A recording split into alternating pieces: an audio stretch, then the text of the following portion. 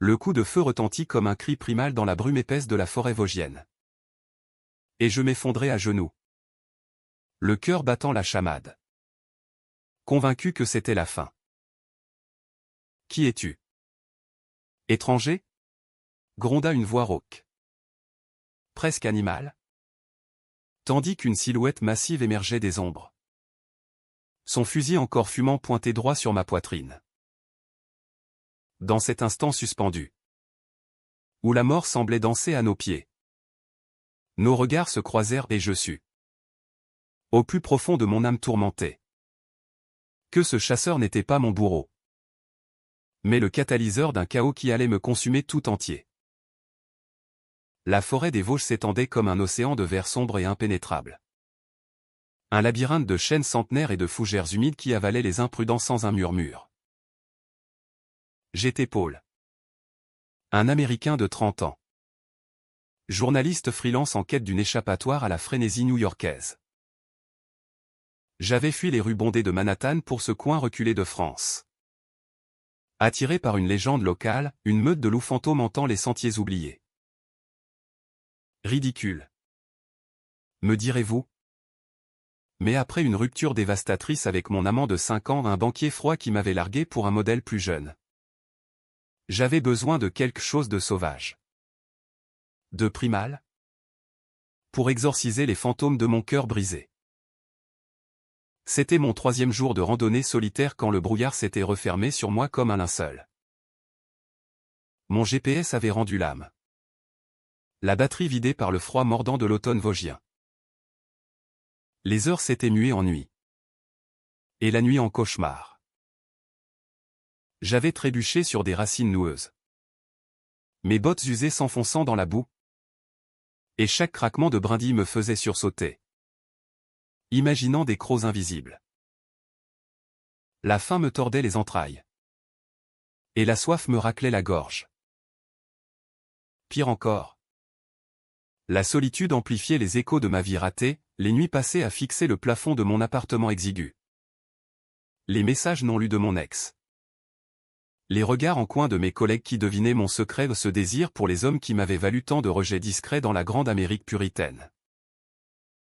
Soudain, ce coup de feu, il n'était pas dirigé contre moi. Je le compris plus tard, mais contre un cerf invisible qui avait détalé dans les forêts. Pourtant, dans ma panique, je m'étais jeté au sol, criant comme un damné, « Ne tirez pas! Je suis perdu! S'il vous plaît !» Ma voix, éraillée par l'angoisse, portait l'accent yanqui qui trahissait mon origine. La silhouette s'approcha, imposante, ses bottes claquant sur le tapis de feuilles mortes. Matty. C'était son nom, gravé dans ma mémoire comme une marque au fer rouge dès cet instant. Il avait une 40aine d'années. Peut-être moins. Durci par les éléments. Ses cheveux châtains, coupés courts, étaient parsemés de gris aux tempes. Et une barbe naissante ombrageait un visage taillé à la serpe, pommette haute. Yeux verts perçants comme ceux d'un prédateur. Son corps, moulé dans une veste de cuir patiné et un pantalon de chasse renforcé, exsudait une force contenue. Celle d'un homme qui avait dompté la nature avant qu'elle ne le brise. Il abaissa son fusil.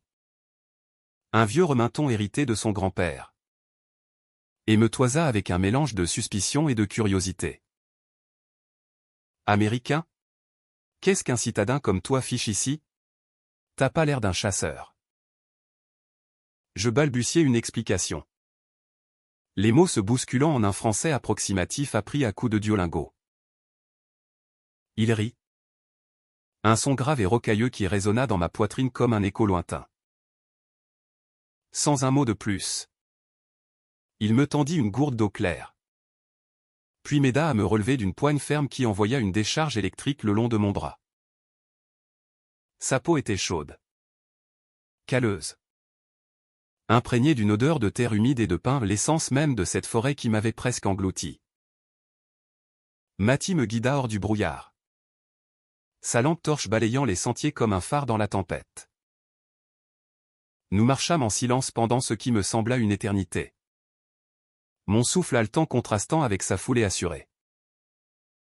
Il vivait à l'orée du bois. Dans une cabane de pierre et de bois qu'il avait bâtie de ses mains. Loin du village le plus proche. Pas de luxe, un poêle à bois crépitant. Une table massive taillée dans un tronc. Des peaux de bêtes tendues sur les murs. C'était un ermite. Un chasseur solitaire qui vendait ses prises au marché noir pour survivre. Évitant les regards des habitants de Gérardmer qui le traitaient de paria depuis la mort de sa femme. 10 ans plus tôt. Installe-toi. Grogna-t-il en allumant le feu. Je m'assis sur un banc. Les jambes tremblantes. Tandis qu'il coupait du pain noir et du fromage affiné dans une bassine de terre. La nourriture était rudimentaire. Mais divine. Entre deux bouchées. Il posa des questions, d'où venais-je? Pourquoi cette folie de randonner seul? Je lui racontai tout. Ou presque mon métier. Ma rupture. Ce vide béant qui m'avait poussé vers l'Europe comme un exilé. À mon tour, je l'interrogeai. Mati éluda. Ses yeux se voilant d'une ombre passagère. La forêt. C'est ma vie. Les hommes. Ils trahissent. Les bêtes, au moins, sont honnêtes. Cette nuit-là, je dormis sur un matelas de paille dans la soupente. Bercé par le hurlement du vent. Mais le sommeil fut agité. Hanté par des rêves où des mains fortes m'en serraient la taille. Où des lèvres rudes effleuraient ma nuque. Au matin, Mati était déjà parti chasser. Laissant un bol de café fumant et un mot griffonné, reste. Je reviens avant midi. Je touchai le papier. Sentant encore la chaleur de ses doigts. Était-ce le début d'une dette? Ou quelque chose de plus dangereux? Les jours suivants s'écoulèrent dans une routine étrange. Presque idyllique. Mati m'enseigna les rudiments de la survie, comment repérer les baies comestibles. Tracer un sentier avec une boussole. Allumer un feu sans allumette. Ses leçons étaient physiques. Intimes, ses mains sur les miennes pour ajuster la prise d'un couteau. Son corps pressé contre le mien pour viser un lièvre imaginaire. Chaque contact était une étincelle. Allumant en moi un feu que j'avais cru éteint. Paul. L'Américain sophistiqué. Se muait en apprenti sauvage. Et Mati.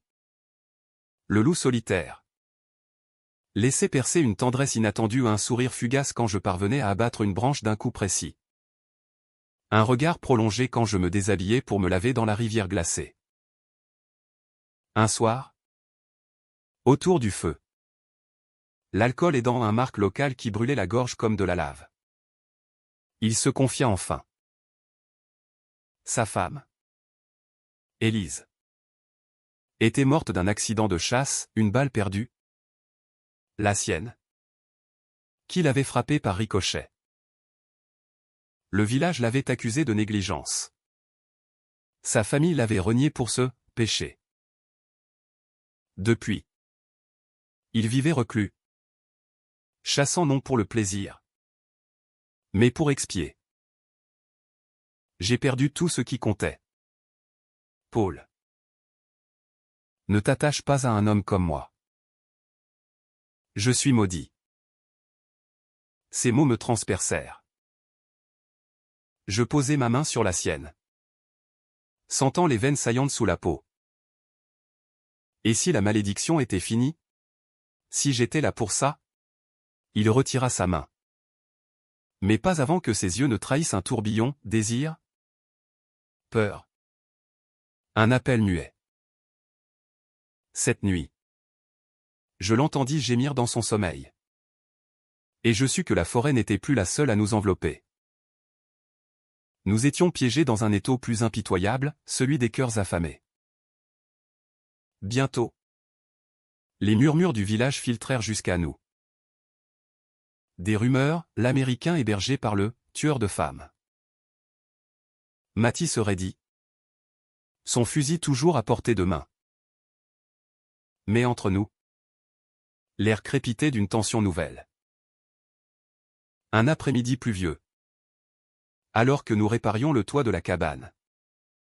Nos corps glissant de sueur et d'eau. Il m'attira contre lui. Nos lèvres se rencontrèrent dans un baiser vorace. Désespéré. Comme si le monde allait s'effondrer. Ses mains explorèrent mon dos. Rude et tendre à la fois. Et je me perdis en lui. En cette union qui effaçait les frontières entre l'étranger et l'autochtone. Entre la proie et le chasseur. Pourtant, au cœur de cette passion naissante, un ombre planait. Matty cachait un secret, un frère aîné. Lucien. Qui revenait au village après des années d'absence. Porteur d'un passé que Matty avait enterré profondément. Et moi. Avec mon visa touristique expirant. Je sentais le piège se refermer. La forêt nous avait unis. Mais elle nous testerait bientôt jusqu'au sang. Les semaines s'écoulèrent comme les feuilles automnales. Tourbillonnant dans un vent chargé de promesses et de présages. Notre idylle. Si on pouvait l'appeler ainsi. Se tissait dans les interstices de la routine quotidienne. Matty m'emmenait chasser à l'aube. Nos souffles se mêlant dans l'air froid. Et le soir, nous nous levions près du poêle. Nos corps entrelacés sous une couverture de laine rêche. Ses caresses étaient d'abord hésitantes. Comme s'il craignait de souiller ce qu'il touchait. Mais bientôt. Elle devint un langage à part entière, des doigts traçant des cartes invisibles sur ma peau. Des baisers qui parlaient de famines assouvies. De solitude comblée. Je lui racontais l'Amérique. Cette terre de contraste où les gratte-ciels de New York masquaient les abysses de la solitude. Comment j'avais grandi dans le Midwest. Fils unique d'un père ouvrier et d'une mère institutrice. Tous deux discrets sur mon orientation sexuelle jusqu'à ce que je parte pour la côte est. Fuyant leur silence bienveillant mais étouffant. Mon ex, Ethan, avait été mon ancre ou mon naufrage, un homme ambitieux qui m'avait aimé pour mon esprit vif. Mais quitté pour mon manque d'ambition. Matty écoutait. Ses yeux verts s'assombrissant. Et murmurait, les villes mangent les âmes. Paul. Ici, au moins, on respire. Mais la respiration devint saccadée quand Lucien apparut. Le frère de Matty surgit un matin d'octobre, garé en pick-up rouillé devant la cabane. Un colosse barbu aux épaules larges comme un bûcheron. Il était revenu de Paris, où il avait purgé une peine pour trafic d'armes, un détail que Matty avait omis. Frangin, tonna Lucien en serrant Matty dans une étreinte qui ressemblait plus à une prise de soumission. Ses yeux, d'un bleu glacial, se posèrent sur moi avec suspicion. Et c'est qui? Ce Yankee? Ton nouveau larbin? Matty se raidit. Mais répondit d'une voix neutre, Paul. Un ami. Il est perdu. Je l'aide à se repérer. Lucien ricana. Entrant sans y être invité. Et s'assit à la table comme un roi en exil. Il parla d'argent, le village avait besoin d'un vrai chasseur pour guider des touristes riches. Et Lucien, avec ses contacts parisiens, pouvait arranger ça. Mais sous les mots, je sentais le venin, Lucien savait pour Élise. Pour la balle fatale. Et il en jouait comme d'un atout. T'as pas changé. Matty. Toujours à te cacher dans tes bois. À fuir la vie. Et maintenant. Tu ramasses des déchets américains? Ce soir-là. Après le départ de Lucien. Matty but en silence. Le marc coulant comme des larmes refoulées. Je m'approchai, posant ma tête sur son épaule. Il est jaloux. N'est-ce pas? De ta force. De ta liberté. Matty secoua la tête. Les traits tirés. Lucien et moi. On s'est battu pour tout, l'héritage du père. L'amour de la mère. Après Élise. Il m'a accusé de l'avoir tué exprès. Pour me punir d'eux. Il s'interrompit. Le regard fuyant. Je pressais, de quoi? Un silence pesant. Puis, d'avoir aimé un homme avant elle. Un secret que seul Lucien connaît. Le choc me frappa comme une bourrasque. Matty? Bisexuel? Il avait eu un amant. Jeune. Pendant son service militaire, une idylle brève. Passionné. Terminé par un chantage de Lucien qui avait menacé de tout révéler à la famille. Élise avait été un remède. Un voile pieux sur le gouffre. Et maintenant, chuchotai-je. Le cœur serré. Il me regarda. Vulnérable pour la première fois. Toi. Paul. Tu as rouvert la plaie. Mais c'est beau. Putain. C'est vivant. Nos étreintes devinrent plus fiévreuses. Chargées d'une urgence nouvelle. Dans la pénombre de la cabane. Sous la pluie battante. Nous nous donnions l'un à l'autre avec une ferveur qui défiait les ombres du passé. Ses mains. Si habiles à manier le fusil. Apprenaient la douceur sur mes courbes, ma bouche. Habitué aux mots ciselés des articles. Découvrait le sel de sa peau. C'était romantique. Oui.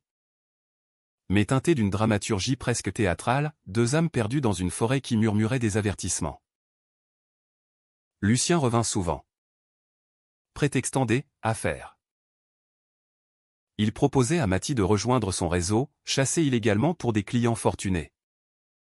Des peaux rares pour les manteaux parisiens. L'argent coulait à flot. Promettait-il. Assez pour racheter la cabane.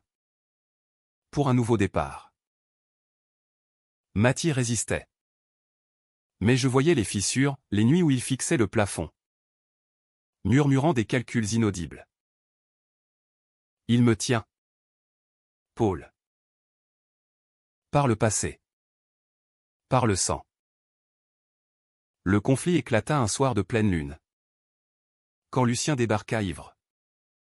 Accompagné d'un acolyte louche nommé Raoul. Un trafiquant aux cicatrices de bagarre. Ils exigeaient une réponse, avec moi ou contre moi. Frangin. Les bois ne paient plus. Matty. Les poings serrés. Refusa net. La dispute dégénéra en pugilat, je m'interposai. Raoul me plaquant contre le mur. Son haleine aigre de vin. Laisse-le. Enfoiré. Hurla Matty. Le repoussant d'un crochet qui fit craquer la mâchoire de l'homme. La bagarre s'acheva dans le chaos, Raoul saignant du nez. Lucien jurant vengeance. Tu regretteras. Matty. Ton petit cul américain ne te sauvera pas. Ils partirent en trombe. Laissant un silence assourdissant. Matty. Le front entaillé. Se tourna vers moi. Les yeux brillants de larmes contenues. Pars. Paul. Avant que ça empire. Mais je refusai. Le soignant avec une tendresse farouche. Je reste. On affronte ça ensemble. Pourtant. La graine de la trahison était semée.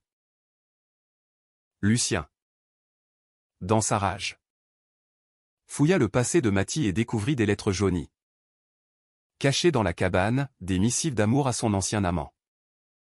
Prouvant non seulement son homosexualité, mais un lien avec un scandale militaire.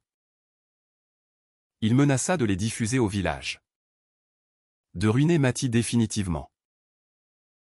Et moi, naïf américain, je crus que l'amour suffirait. Mais l'Europe, cette vieille sorcière aux coutumes enracinées, avait d'autres plans.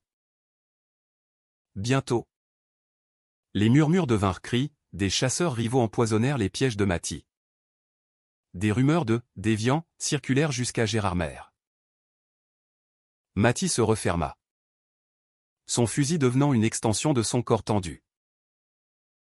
Nos nuits d'amour se muèrent en veilles anxieuses. Où il me serrait contre lui comme un bouclier. Je t'aime, Paul, avoua-t-il un soir. Les mots arrachés à sa gorge comme un aveu de faiblesse. Mais l'amour ici, c'est une arme à double tranchant. Le climax approchait. Porté par le vent d'hiver qui balayait les Vosges.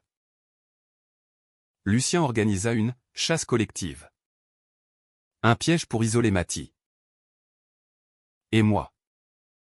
Au centre de cette tempête, je sentais mon propre secret ou mon article en cours sur les légendes locales.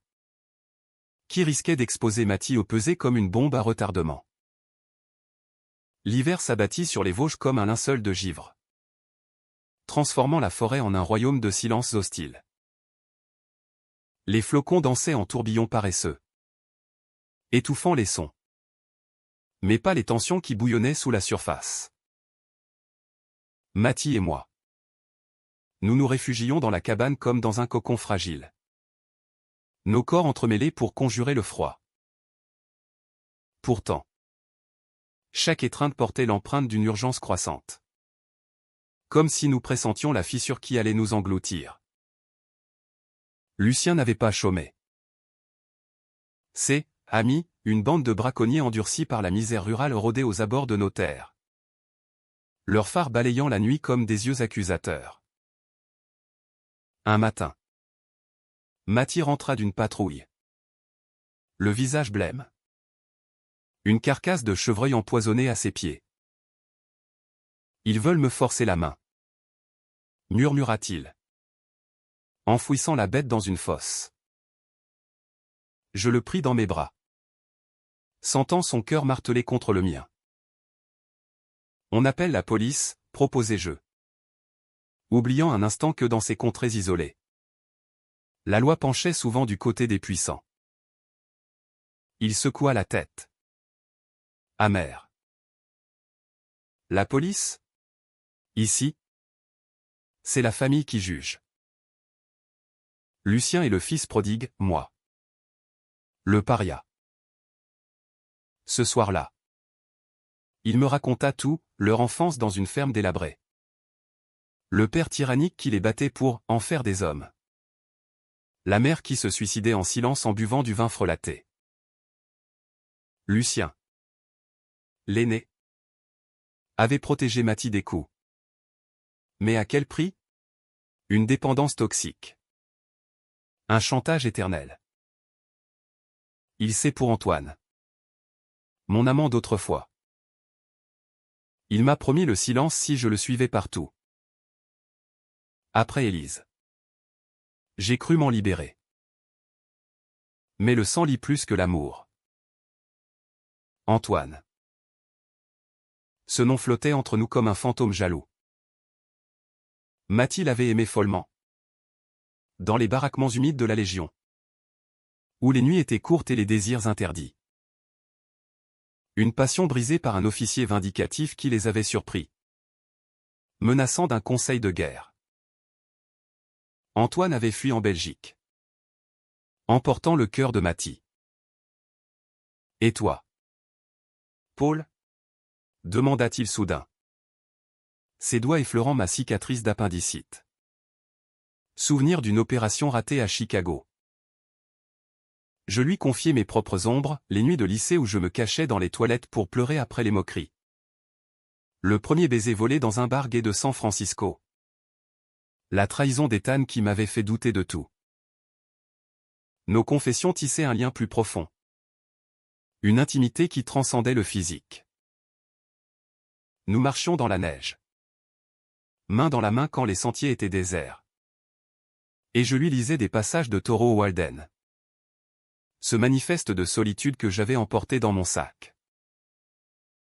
Matty riait doucement, ton Américain barbu prêche la forêt. Mais il n'a jamais senti le loup à ses basques. Pourtant, dans ses yeux, je voyais l'émerveillement d'un homme qui redécouvrait la tendresse. Mais Lucien frappa plus bas. Il intercepta mon article où j'avais envoyé un brouillon par email depuis le cybercafé du village. Naïvement. Il le diffusa anonymement, un récit romancé des « Loups fantômes » où Matty apparaissait comme un chasseur maudit. Amoureux d'un étranger.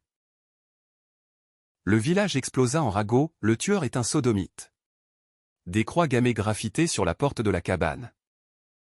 Des pièges empoisonnés multipliés. Matty, fou de rage, confronta son frère dans un bistrot enfumé de Gérardmer. Je l'ai suivi, le cœur en vrac. La scène était digne d'un film de gangster français, Lucien. Affalé au comptoir. Un cigare aux lèvres. Entouré de ses sbires. T'as couché avec l'Américain. Hein? Pour venger Élise? Ricana Théil. Matty bondit. Renversant les verres. C'est toi qui m'as poussé à ça. En me rendant monstre. Les poings volèrent. Le verre vola en éclats. Je tirai Matty dehors. Son arcade ouverte saignant sur la neige. Dans la voiture un vieux break emprunté. Il s'effondra contre moi. Sanglotant pour la première fois. Je t'ai mis en danger. Paul. Pars. Sauve-toi. Je refusai. Le ramenant à la cabane où je pansais ses plaies avec des herbes que lui-même m'avait apprises. Cette nuit. Notre amour fut un baume, lent. Délibéré. Une danse de corps et d'âme qui défiait la tempête dehors. Il me pénétra avec une douceur infinie. Murmurant des « je t'aime » en français pur. Et je me perdis en lui. Oubliant le monde. Mais au matin. Un appel de New York, mon rédacteur en chef exigeait la suite de l'article. C'est ton ticket pour la gloire. Paul. Ne rate pas ça. Le dilemme me rongeait. Publier signifierait trahir Matty. Exposer son secret au grand jour. Ne pas publier. C'était renoncer à ma carrière. À cette indépendance durement gagnée. Matty le devina. Sans un mot. Choisis ton chemin. Mon amour. Mais souviens-toi, la forêt ne pardonne pas les demi-mesures. Le haut de la vague arriva lors de la « grande chasse » de Lucien, une battue officielle. Couverte par la presse locale pour booster le tourisme. Des dizaines d'hommes. Armés jusqu'aux dents. Convergèrent vers nos bois. Matty décida d'y aller. Pour protéger son territoire. Reste ici, ordonna-t-il. Mais l'angoisse me poussa à le suivre. Tapi dans les fourrés comme un espion. La scène était chaotique, cris. Détonation. Chien hurlant. Lucien. Au centre. Dirigé comme un général. Soudain. Un coup de feu isolé au pas insert. Mais Matty. Traqué par Raoul qui visait bas. Je surgis des buissons. Hurlant. Et Raoul se tourna vers moi. Son fusil levé. Le temps ralentit, le canon noir. Mon cri étouffé. Puis le choc. Maty avait tiré, abattant Raoul d'une balle en pleine poitrine. Le sang haut. Ce sang écarlate sur la neige mais pas le mien. Raoul s'effondra. Mort sur le coup. Le chaos s'ensuivit, arrestation. Sirène hurlante. Lucien accusa Maty de meurtre prémédité, brandissant les lettres d'Antoine comme preuve de folie. Il est dérangé. Ce pervers. Maty, menotté, croisa mon regard une dernière fois, par Paul. Vie pour nous deux. Mais je restais, criant mon amour aux policiers incrédules, forçant ma place dans cette tragédie. Les menottes mordaient les poignets de Maty comme des crocs de fer. Et le village? Ce nid de vipères hypocrites. Se délectait du spectacle. La gendarmerie de Gérardmer bruissait de murmures, le chasseur maudit a tué pour un amant. Lucien, triomphant dans son rôle de justicier autoproclamé, paradait devant les journalistes, déversant son poison, l'homosexualité de Maty. Le scandale d'Antoine. Même des rumeurs sur Élise, il l'a abattu pour cacher ses vices. Moi, Paul l'Américain, j'étais relégué au rang de curiosité exotique. Interrogé comme un complice potentiel. Les heures d'attente dans la salle des visites étaient un supplice raffiné. Maty, derrière la vitre blindée, semblait rapetisser. Ses yeux verts ternis par l'épuisement. Ça va aller, mentait-il. Sa voix déformée par le combiné. Mais je voyais les ombres, les nuits en cellule. Les moqueries des gardiens. Le poids d'un passé exhumé. Je passais mes journées à éplucher les lois françaises. Consultant un avocat parisien via Skype, un homme élégant nommé Bertrand, qui accepta pro bono après avoir lu mon article inachevé. C'est de la légitime défense, Monsieur Harper. Mais le contexte.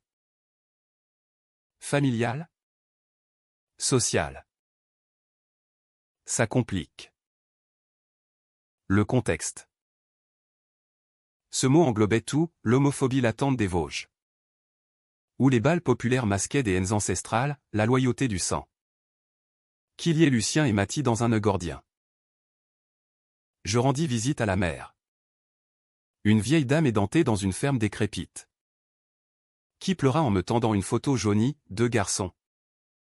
Bras dessus bras dessous. Avant que le monde ne les sépare. Sauve-le. Américain. Lucien est le diable en personne. La trahison culmina quand je découvris la vérité sur Raoul, pas un simple braconnier, mais un amant occasionnel de Lucien. Jaloux de l'influence de Maty.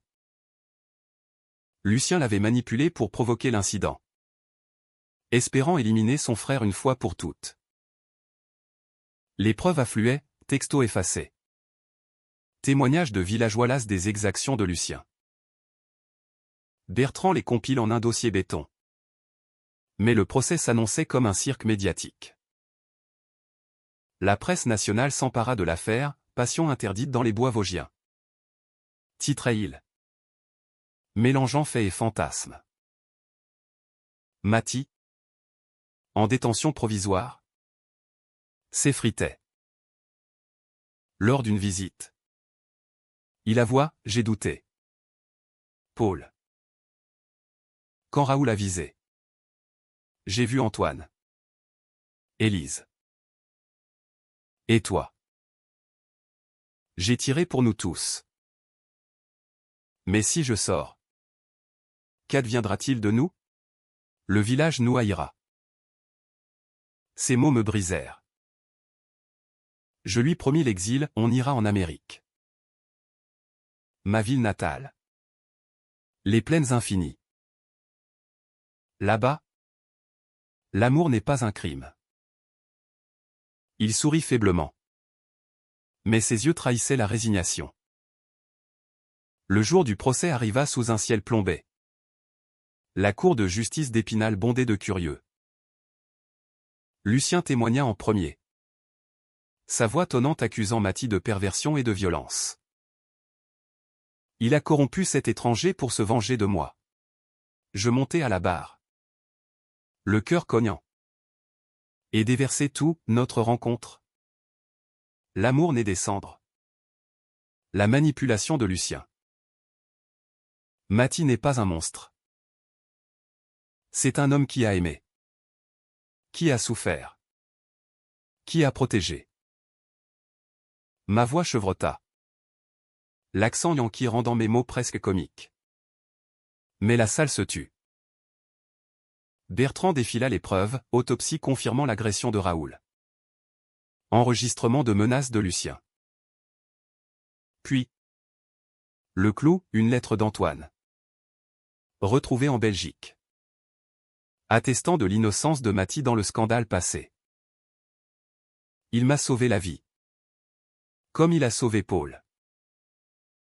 Lucien blêmit. Son empire de mensonges s'effondrant. Le juge, un homme austère aux lunettes cerclées, prononça l'acquittement, légitime défense. Avec une amende symbolique. La salle explosa au cri de joie. Huée de déçus. Mathie, libre, traversa la foule pour m'embrasser.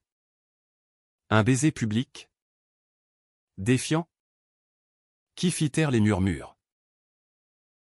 Lucien, condamné pour entrave à la justice, fut emmené menotté. Son regard haineux promettant une vengeance différée. Mais en cet instant, rien ne comptait que nous, deux hommes. Marqués par la forêt. Émergeant victorieux. Pourtant, la victoire était aigre. Le village, divisé, nous traita d'intrus. Des fenêtres closes. Des regards fuyants. Mathie vendit la cabane, un geste déchirant. Comme abandonner un membre gangrené. Nous partîmes pour Paris. Chez Bertrand qui nous offrit un appartement temporaire.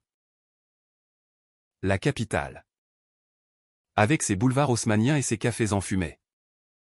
Était un choc après les Vosges, bruyantes. Anonyme. Mais libératrice. Mathie, apprenant l'anglais avec un accent charmant, trouva du travail comme guide touristique, ironie du sort. Chassant les ombres pour des âmes en quête d'aventure. Nos nuits parisiennes étaient un feu d'artifice, promenade le long de la Seine. Dîner aux chandelles où il me serrait la main sans crainte. Mais les cicatrices persistaient. Mathie cauchemardait encore. Appelant Élise dans son sommeil. Je relançai mon article. Transformé en témoignage, Amour sauvage, une histoire vraie des Vosges. Il fit scandale. Traduit en anglais. Me valant un contrat à New York. Mais partir sans lui? Impensable. Le conflit ressurgit sous une forme inattendue, une lettre de Lucien. Depuis sa cellule. Tu m'as volé mon frère. Mais le sang appelle le sang. Reviens. Ou je révèle ton secret à ta famille.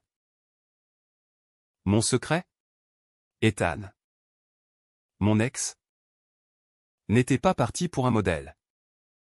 Mais parce que j'avais avorté d'une relation parallèle à un étudiant rencontré lors d'un reportage. Un faux pas que j'avais enfoui.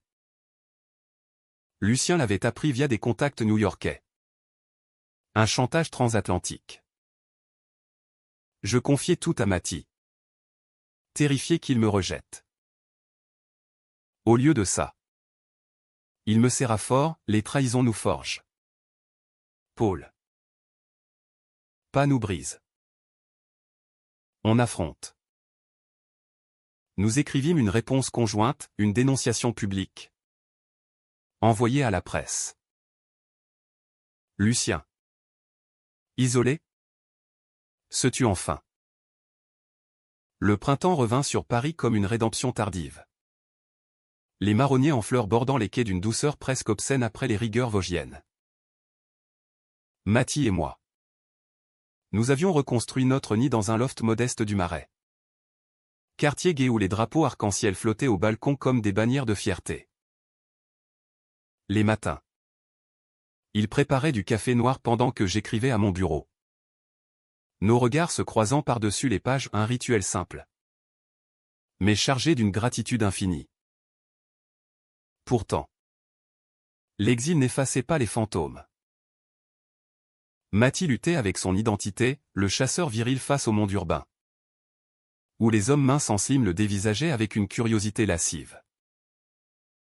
Je me sens comme un loup en cage. Avouait-il lors de nos thérapies de couple une concession à la modernité que j'avais imposée. La psy. Une femme aux cheveux poivre et sel nommée Claire.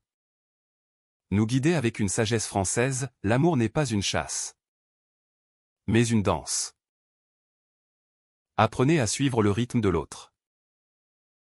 Je publiai mon livre. Loup de cœur. Un mélange de mémoire et de romance qui grimpa dans les charts. Les interviews pleuvaient, CNN pour l'aspect américain. France Inter pour le scandale local. Mathie. D'abord réticent. Apparu à mes côtés lors d'une émission. Sa voix grave racontant notre histoire sans phare. Paul m'a trouvé quand j'étais perdu. Pas dans la forêt, mais en moi. Le public, ému, applaudit, les trolls en ligne nous lapidèrent. Mais nous étions blindés désormais. Lucien. Libéré sous caution. Tenta une dernière manœuvre, une visite surprise à Paris. Feignant la repentance. Il débarqua au loft avec une bouteille de Calvados et des excuses mielleuses. Frangin. J'ai merdé. Laisse-moi réparer. Mathie. La mâchoire crispée. Le laissa entrer. La confrontation fut un duel verbal. Poignant, accusation. Regret. Un aveu larmoyant de Lucien sur leur enfance volée. J'étais jaloux de ton courage. Mathie. D'aimer sans peur. Pour la première fois. Une fissure dans l'armure, Lucien avait aimé un homme aussi. Autrefois. Un marin mort en mer. Et avait reporté sa haine sur son frère. Mathie. Magnanime. Lui tendit la main. Le sang lit. Mais ne condamne pas. Pars. Et vis ta vie. Lucien s'en alla. Brisé mais libéré. Promettant de témoigner contre ses anciens complices. Ce fut la catharsis finale, la trahison transmutée en pardon. Un fil humaniste reliant les écorchés. Avec l'été. Nous décidâmes de l'Amérique. Mon contrat à New York nous ouvrait les portes. Mais Mathie hésitait, Téville. Paul. Elle me effraie. Je l'emmenai en repérage, un road trip vers le Midwest. Mes racines. Les plaines infinies. Les dîners routiers. Les couchers de soleil sur l'Iowa où tout cela l'émerveilla. À Chicago. Lors d'une parade Pride.